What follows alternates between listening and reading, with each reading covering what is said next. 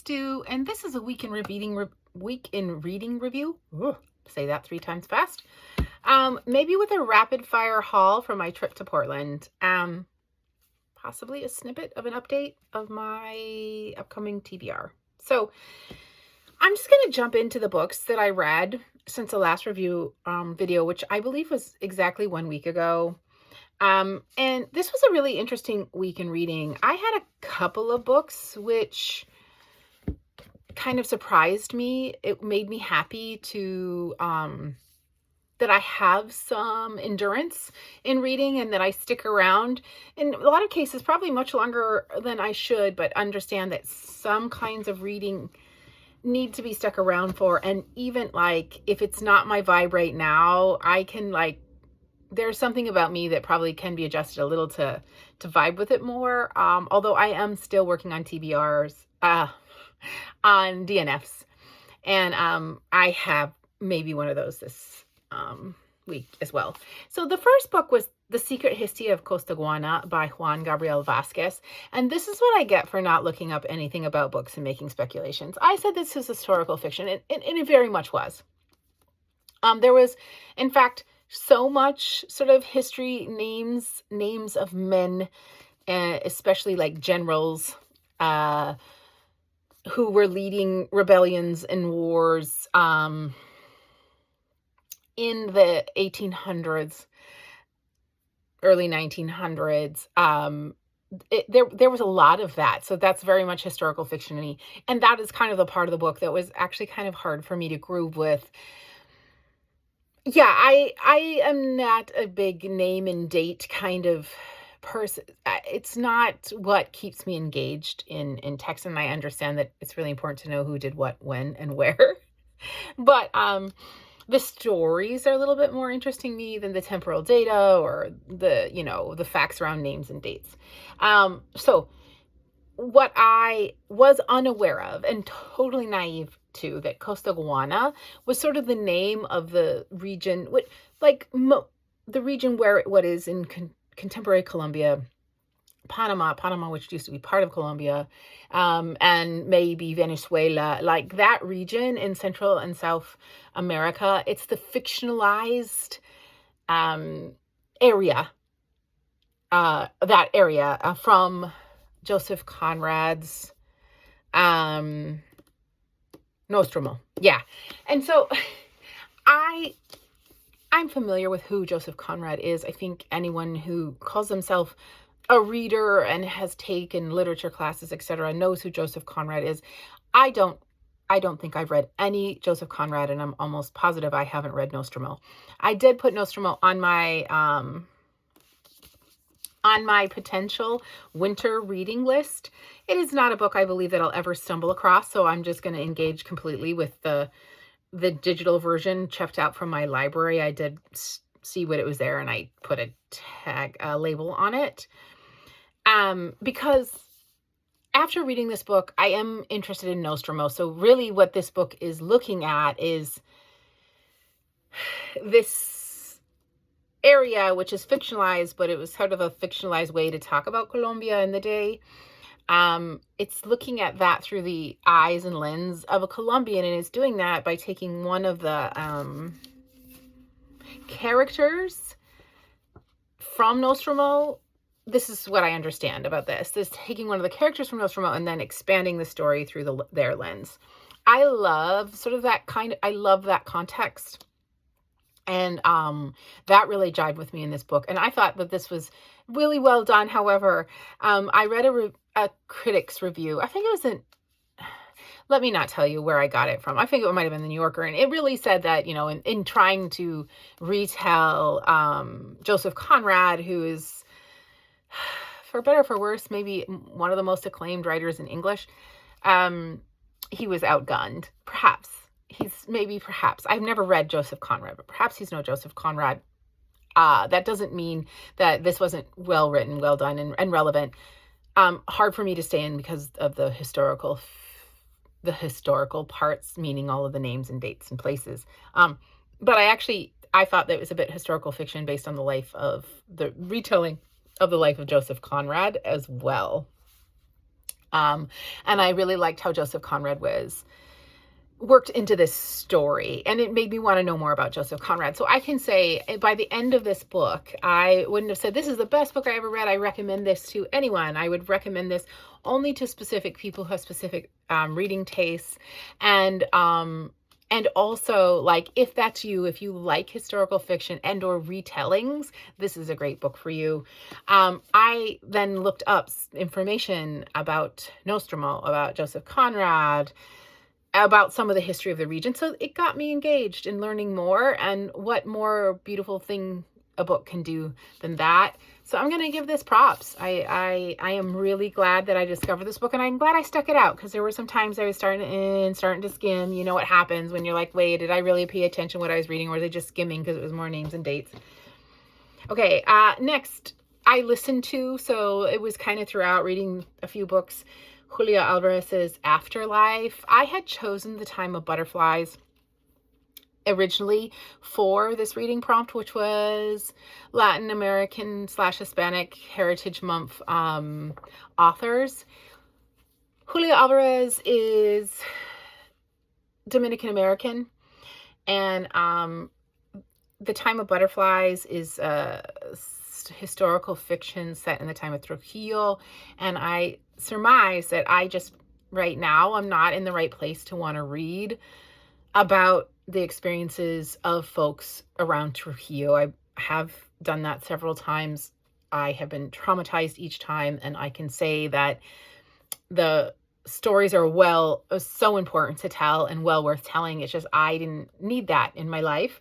And so I chose this, and I also chose this because it's a little bit more contemporary. I believe this was published in 2023, and I had just read some Latin American and other authors from the 90s, and I kind of wanted to jump out of the 90s. Stuff published in the 90s just lands a little bit different than things published in more contemporary times. So this was a more contemporarily published book.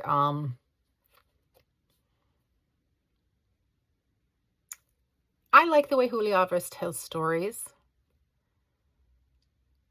I liked how this, like The Friend by Sigrid Nunez, focuses on grief. This is our protagonist is a bereaved woman who's lost her husband. The protagonist, like in Sigrid Nunez's The Friend, is a writer and instructor or professor. I'm not quite sure if she had professorship. I don't remember if it was discussed, of writing in the book. So there's a lot of similarities. This was multidimensional, and one of the aspects of life that I thought that this book addressed quite well is that humans, but women don't really get to grieve because life continues, and the demands on women to be available emotionally and physically to solve other people's problems are quite high. And I think that she does look at it through a feminine and feminist perspective, and she's not the only character in the book who is also managing the multiple emotional and physical and psychological demands of life through this book. I really appreciated her sort of also feminist perspective in confronting culturisms that are sometimes over stereotyped, such as machismo, and having just a brief glimpse at the sisters. There are 5 sisters. There are four sisters. She's the second oldest sister, and just kind of the nuances of the relationships of the sisters and how they also deal with grief or handle tragedy, and how they stick together, how they how they lift each other up, how they perceive things. I thought, yeah, this was for such a little read. It was a very multidimensional book. It was sad. It was sad, and I would definitely say trauma trigger. It ends in some degree of hope. It does. It's dealing with immigration immigration enforcement, what it's like to fear immigration enforcement, and this is written in contemporary times, but not in 2025, right?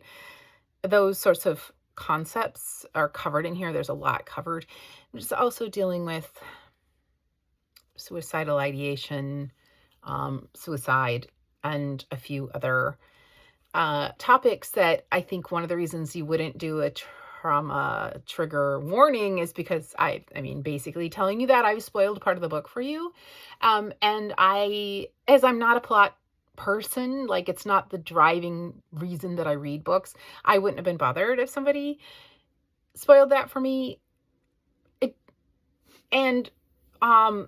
Because it was sad, and I was trying not to read something really, really heavy and sad, and indeed this book is.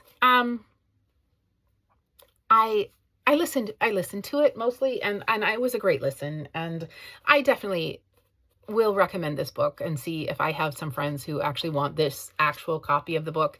If not, it will go into a little free library, I think. John Banville, The Sea. This was published in the 1990s, no, early 2000s. It was 2005. The sexism in this book distracted me. This character is extremely sexist. And I think that he's written to be not an incredibly likable character, the protagonist, and on purpose. I think that John Banville does that on purpose. But does he do it with enough insight? And is it really not just kind of a repetition of so much male authorship? I can't say. I can say I don't find it interesting to explore the sexism of a male character inside of stories, because whether it's done critically or done just as you should accept this as the character, or it's done as part of his character flaw, it's been done. It's been done. And I have been subject to it as a construct so much in my life, willingly and unwillingly. So that distracted me. I pushed through it. I did. I actually needed assistance. I even sent a few quotes from this book to a male friend who has to be told, like, this is sexism. Psh, psh, psh. Like, and here is why, and said, what do you think about these lines from this book? And he was like, why are you reading that book? And I'll tell you why. It really does explore grief really well.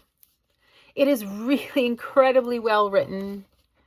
Like, his sentencing is, the prose, we'll say the prose is magnificent. You can get lost just in the prose.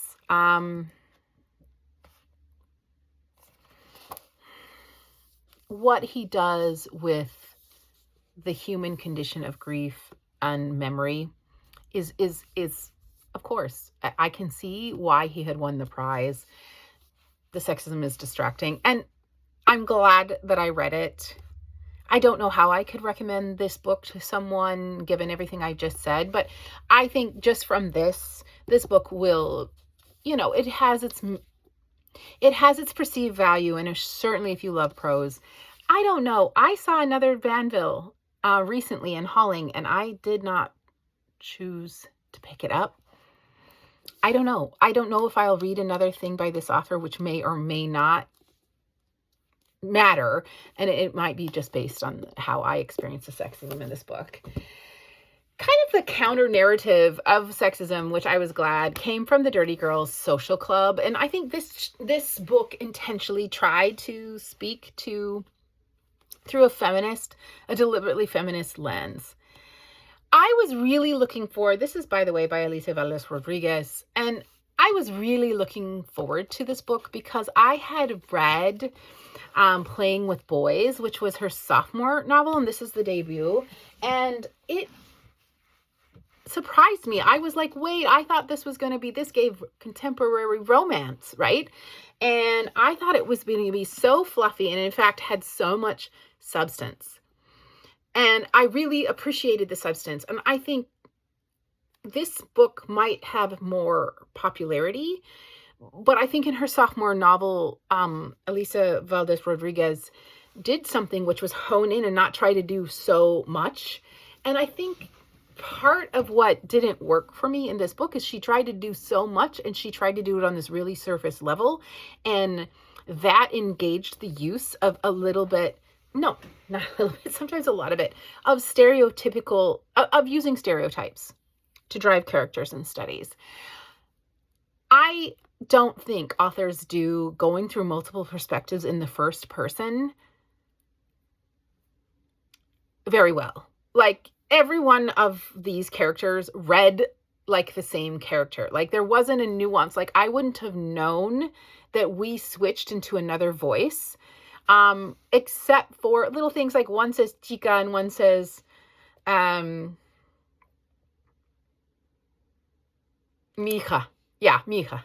One says chica, like as her little nuance, but the way that they frame the world in the use of like their interlanguage is exactly the same. And so I wouldn't have been able to tell you which character we're talking about without the content written into the book. And the fact that they're mentioning the other characters.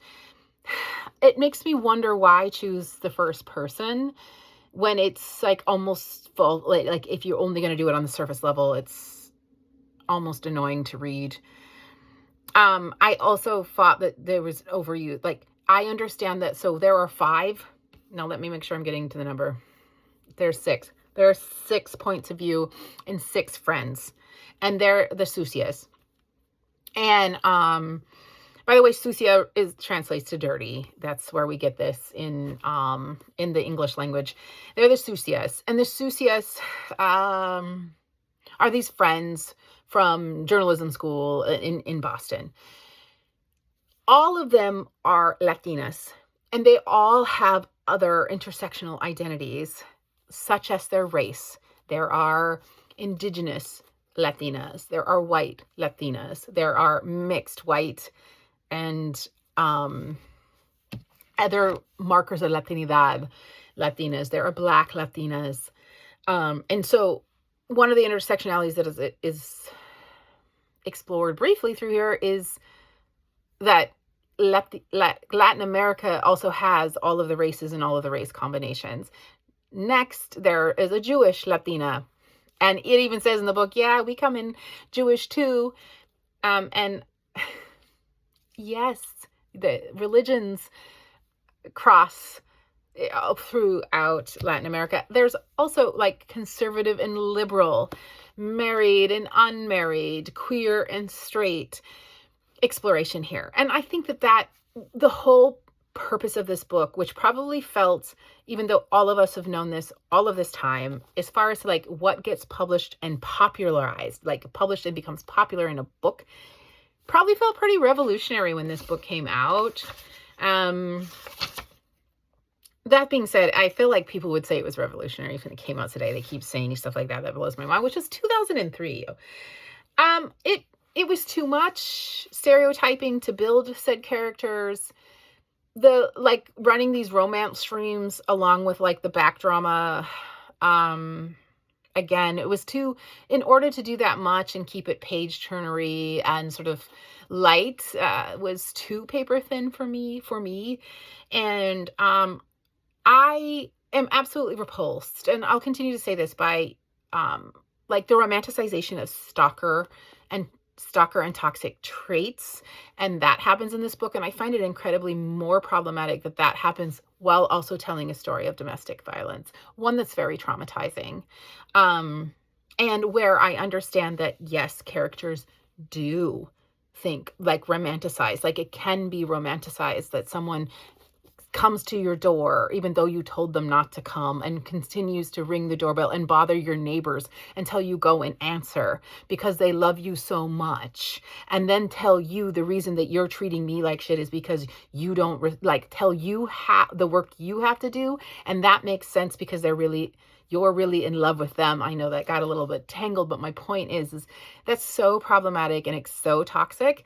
And it's written as like a form of romance where they end up together, right? She finally discovers she does love him and doesn't know herself because he rang the doorbell so much that the neighbor got upset. So she answered the door so that he could tell her all about her, the things that she didn't know. Nah, no, man, nah. Like, that's not cool for me ever. And it bothered me in this book. Like I said, and it especially bothered me because there was another very traumatic explanation of domestic violence. And although that's true, like people do think like that, it does not need to be romanticized. And it could be true that, and in fact, what she learned about herself could have been true even in a character, but is it up to somebody behaving in a really toxic way to tell you the lesson, or should you go through all those lessons first before you get engaged with someone in a romantic, intimate, and or committed way? Yeah. So this, I'm glad I read it. I'm disappointed overall with it. I definitely think at one point in my life, I'll reread Playing with Boys and see if I like it as much, or if I just, was kind of the surprise of me getting back into reading again and be like, whoa, this was supposed to be just fun and frivolous, and in fact was substantive, Playing with Boys.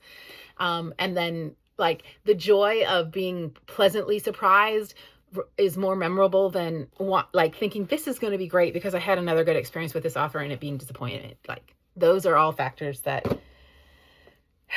take place. I would have given Playing with Boys at the time to many people. I'm just going to put this into a little free library and hope that whomever's reading it, at least maybe the discovery that Latinas come in all kinds of religions, body types, political affiliations, and races, maybe that will be enough for someone to learn from that book. Ray Bradbury's One More for the Road. I listened to this. It's short stories and I listen to it intermittently. And the first one still remains to be the one that I remember the most. There were a couple more throughout that I found just weird and quirky and loved that. There are a couple I couldn't engage in. And definitely this addressed the theme of aging. And I think the Banville book did too. Like, what is it like to come? Actually, the protagonists in these three are they're middle-aged and older. And there's a kind of reflective piece in all of that, which was different than the week that I read, like all of the characters were 13 or 14, which is a different kind of reflection and introspection and experience as a reader to read them all together. So, this was so fun and great. And really, as a collection of short stories, yeah, fantastic. And an amazing condition. So it's going to be quite hard to, give this up, because this is certainly something I would pick up and read a story or two from, just when I wanted a little Ray Bradbury in my life. But I'm staying committed for now. I was going to make the haul into this video, but I can see it's already been 20 minutes. So I won't do the mini book haul in this video. I will do it in a different video, maybe, so that I don't get, so it's not an hour-long video. That's ridiculous. But I'm still staying pretty committed to that 100% of what I read, I unhaul. And then if in the future it comes back to me and I think, I'm ready for the reread now, then I rehaul. So that's what's going to happen with this. Okay, the last is probably my DNF. And it's like, it's not because I didn't get almost all the way through the book. This book doesn't go all the way to the end either. So I'm almost done. But I found myself not caring. I don't care how it ends.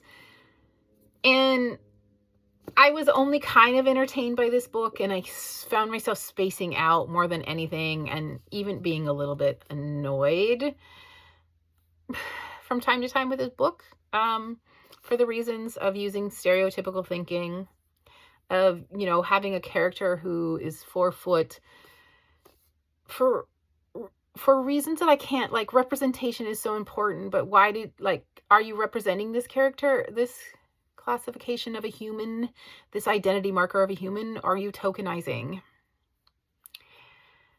And it, yeah, anyway.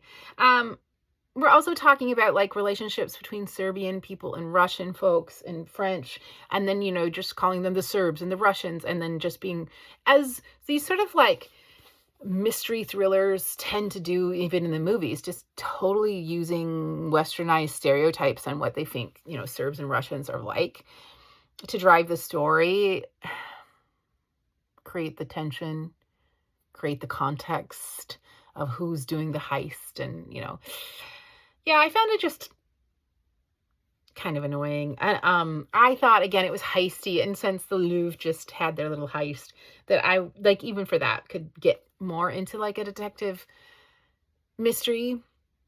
Because I do like my detective mysteries. They are a guilty pleasure for the reasons that I have said. Like, they do those things, and that's the basis and the tropism that builds these stories. But this one, I don't know. I don't care. I literally don't care how it ends. I don't care if she meets her mom because she's gonna.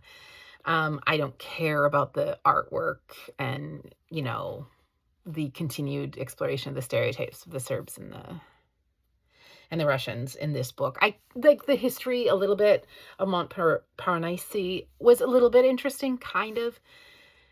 I'm not a huge historical fiction. The history isn't really the part that grabs me anyway, but I do enjoy it, as a reading experience. But yeah, I think I'm saying way more than I need to say. This book likely is going to be DNF'd. But that being said, I then decided to just start this and see how it went.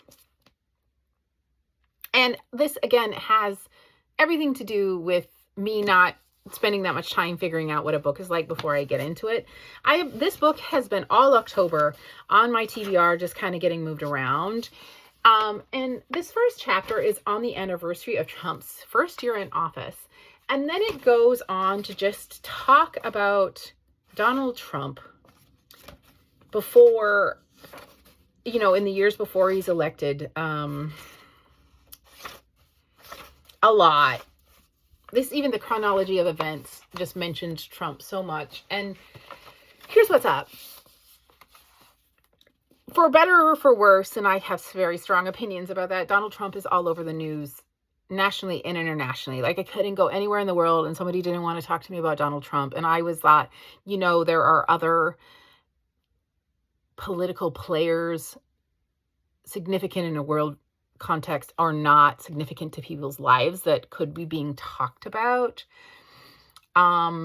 with some of the attention and or scrutiny and or hyperbole and or deep needed criticism, and all of the above that the Donald Trump is being talked about right now. And I just worry that if we over focus on the stories related to one figure, and some people will say we're not over focusing, we're under focusing, and I would listen to that too, for myself and how I like to understand the world through stories, the volume of content that I have to wade through to get to talk about any other political leader or situation or the story of a person that isn't really incredible, with the incredible use of hyperbole, because that's used so much now, and divisiveness and all of the things that are happening, is that I can't get to the other stories. I'm living it right now, as we all are, and I don't right now want more context. And or I just don't want to sit with a Donald Trump focused, centered, fixated, or however that looks like, fiction. I think that Ayed Akhtar has a lot of great things to say. So I got through the first chapter and I said, you know what? No, I want and need to hear the stories of people who have overcome, in all of the ways, and who've been neglected and who don't get mentioned. That's what I need to do right now with my life, not read more about, albeit maybe an amazing story, that focuses on Donald Trump. So I'm not going to read this book now. I'm going to put it back on my shelf. I'm going to remember that I now know probably what this book is about, and then make a more informed decision on what kind of a TBR it should go on. If it should go on a TBR, maybe learn more about it to see if I want to, I feel like at some point I'm going to really want to read this book because of the material. It's just not right now. Like I want to read, and this is what I stopped reading it for, which was, this La Cuentista, this young adult, maybe middle grade, but certainly young adult novel about someone's grandma telling stories. That's what I want and need right now in my life. Even Brick Lane, which is, I believe, looking at an arranged marriage between a Bangladeshi woman and a Bangladeshi heritage man who lives in England, and her need to move, or even this somewhat autobiographical story about someone working in cinema in Hungary. Like, those are the kinds of human stories I need right now that are on my upcoming TBR that I want to focus on. So that book is getting bumped off. I can't even call it a DNF. I got one chapter into it. It's going to get bumped off and put back on the shelf. So I don't think it's a reader on haul. It wasn't never that for me. Put back on the shelf for the future, perhaps. This one, I just don't want to finish. I want to read La Cuentista. That's what's up. And I've started listening to Lincoln in the Bardo, and it is just so amazing. It's actually hard for me to go in and out of other books, given how much I'm enjoying to listen to Lincoln in the Bardo. But I listen during my walking exercise and my commute, my very long bus commute. So I will read with my eyes, probably not Lincoln in the Bardo. I find it pretty hard to do a real hybrid, like read for an hour and listen for a few. I will read with my eyes La Cuentista this evening, I believe, and kick off my next week in reading. So long enough video. I didn't have to do TBR. Let's see if I do I didn't have to do haul. I did get some books in Portland, but maybe I'll talk about them on Thursday with the few books I get from the Friends of the Library, or maybe another video, or maybe not at all. We'll see. Yeah, until the next video.